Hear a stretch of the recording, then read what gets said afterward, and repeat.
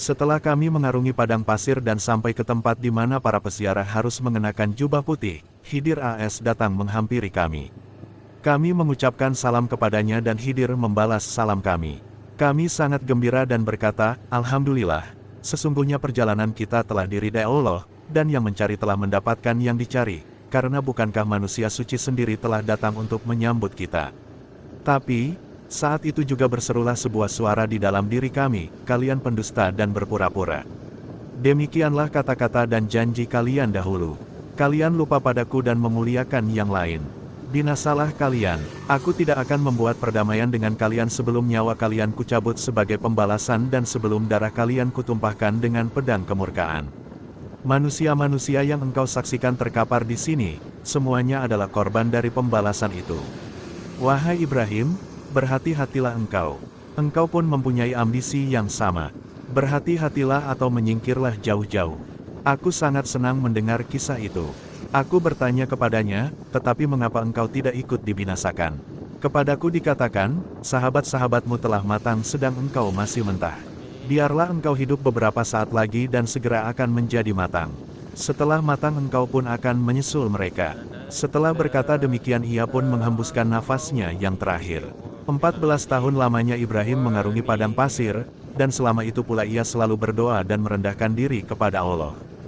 Ketika hampir sampai ke kota Mekah, para sesepuh kota hendak menyambutnya. Ibrahim mendahului rombongan agar tidak seorang pun bisa mengenali dirinya. Hamba-hamba yang mendahului para sesepuh tanah suci melihat Ibrahim, tetapi karena belum pernah bertemu dengannya, mereka tak mengenalnya. Setelah Ibrahim begitu dekat, para sesepuh itu berseru, Ibrahim bin Adam hampir sampai. Para sesepuh tanah suci telah datang menyambutnya. Apakah yang kalian inginkan dari si Bitah itu? Tanya Ibrahim kepada mereka. Mereka langsung menangkap Ibrahim dan memukulinya. Para sesepuh tanah suci sendiri datang menyambut Ibrahim tetapi engkau menyebutnya Bitah. Hardik mereka, ya, aku katakan bahwa dia adalah seorang Bitah. Ibrahim mengulangi ucapannya. Ketika mereka meninggalkan dirinya, Ibrahim berkata pada dirinya sendiri, engkau pernah menginginkan agar para sesepuh itu datang menyambut kedatanganmu, bukankah telah engkau dapatkan beberapa pukulan dari mereka? Alhamdulillah, telah kusaksikan betapa engkau telah memperoleh apa yang engkau inginkan. Ibrahim menetap di Mekah. Ia selalu dikelilingi oleh beberapa orang sahabat dan ia memperoleh nafkah dengan bekerja sebagai tukang kayu. Ibrahim dikunjungi putranya. Ketika berangkat dari Balkah, Ibrahim bin Adam meninggalkan seorang putra yang masih menyusui.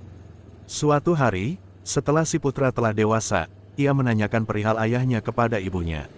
Ayahmu telah hilang. Si ibu menjelaskan. Setelah mendapatkan penjelasan, si putra membuat sebuah maklumat bahwa barang siapa yang bermaksud menunaikan ibadah haji, diminta supaya berkumpul.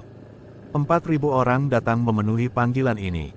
Kemudian ia memberikan biaya makan dan unta selama dalam perjalanan kepada mereka itu. Ia sendiri memimpin rombongan itu menuju kota Mekah. Dalam hati ia berharap semoga Allah mempertemukan dia dengan ayahnya. Sesampainya di Mekah, di dekat pintu Masjidil Haram, mereka bertemu dengan serombongan sufi yang mengenakan jubah kain perca. Apakah kalian mengenal Ibrahim bin Adam? Si pemuda bertanya kepada mereka. Ibrahim bin Adam adalah sahabat kami. Ia sedang mencari makanan untuk menjamu kami. Pemuda itu meminta agar mereka bersedia mengantarkannya ke tempat Ibrahim saat itu. Mereka membawanya ke bagian kota Mekah yang dihuni oleh orang-orang miskin. Di sana dilihatnya betapa ayahnya bertelanjang kaki dan tanpa menutup kepala sedang memikul kayu bakar. Air matanya berlinang tapi ia masih dapat mengendalikan diri. Ia lalu membuntuti ayahnya sampai ke pasar. Sesampainya di pasar si ayah mulai berteriak-teriak, siapakah yang suka membeli barang yang halal dengan barang yang halal? Seorang tukang roti menyahuti dan menerima kayu api tersebut dan memberikan roti kepada Ibrahim. Roti itu dibawanya pulang lalu disuguhkannya kepada sahabat-sahabatnya. Si putra berpikir-pikir dengan penuh kekhawatiran, jika kukatakan kepadanya siapa aku, niscaya ia akan melarikan diri. Oleh karena itu ia pun pulang meminta nasihat dari ibunya, bagaimana cara yang terbaik untuk mengajak ayahnya pulang. Si ibu menasehati agar ia bersabar hingga tiba saat melakukan ibadah haji. Setelah tiba saat menunaikan ibadah haji, sang anak pun pergi ke Mekah. Ibrahim sedang duduk beserta sahabat-sahabatnya. Hari ini di antara jamaah haji banyak terdapat perempuan dan anak-anak muda. Ibrahim menasehati mereka, "Jagalah mata kalian." Semuanya menerima nasihat Ibrahim itu. Para jamaah memasuki kota Mekah dan melakukan tawaf mengelilingi Ka'bah. Ibrahim beserta para sahabatnya melakukan hal yang serupa. Seorang pemuda yang tampan menghampirinya dan Ibrahim terkesima memandanginya. Sahabat-sahabat Ibrahim yang menyaksikan kejadian ini merasa heran namun menahan diri sampai selesai tawaf. "Semoga Allah mengampunimu," mereka menegur Ibrahim. "Engkau telah menasehati kami agar menjaga mata dari setiap perempuan atau anak-anak, tetapi engkau sendiri telah terpesona memandang seorang pemuda tampan. Jadi kalian telah menyaksikan perbuatanku itu." "Ya, kami telah menyaksikannya," jawab mereka. Ketika pergi dari Balkah, Ibrahim mulai memberi penjelasan, "Aku meninggalkan seorang anakku yang masih menyusui. Aku yakin pemuda tadi adalah anakku sendiri." Keesokan harinya tanpa sepengetahuan Ibrahim, salah seorang sahabatnya pergi mengunjungi perkemahan jamaah dari Balkah. Di antara semua kemah itu ada satu yang terbuat dari kain brokat. Di dalamnya berdiri sebuah mahligai dan di atas mahligai itu si pemuda sedang duduk membaca Al-Quran sambil menangis. Sahabat Ibrahim tersebut meminta izin untuk masuk. "Dari manakah engkau datang?" tanyanya kepada si pemuda. "Dari Balkah," jawab si pemuda. "Putra siapakah engkau?" Si pemuda menutup wajahnya lalu menangis.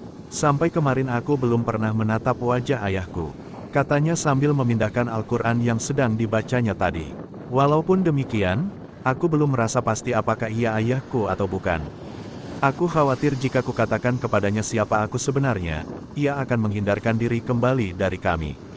Ayahku adalah Ibrahim bin Adam, raja dari Balkah." Sahabat Ibrahim lalu membawa si pemuda bertemu dengan ayahnya. Ibunya pun turut menyertai mereka. Ketika mereka sampai ke tempat Ibrahim, Ibrahim sedang duduk bersama sahabat-sahabatnya di depan pojok Yamani. Dari kejauhan Ibrahim telah melihat sahabatnya datang beserta si pemuda dan ibunya. Begitu melihat Ibrahim, wanita itu menjerit dan tidak bisa mengendalikan dirinya lagi. "Inilah ayahmu." Semuanya gempar. Semua orang yang berada di tempat itu serta sahabat-sahabat Ibrahim menitikkan air mata.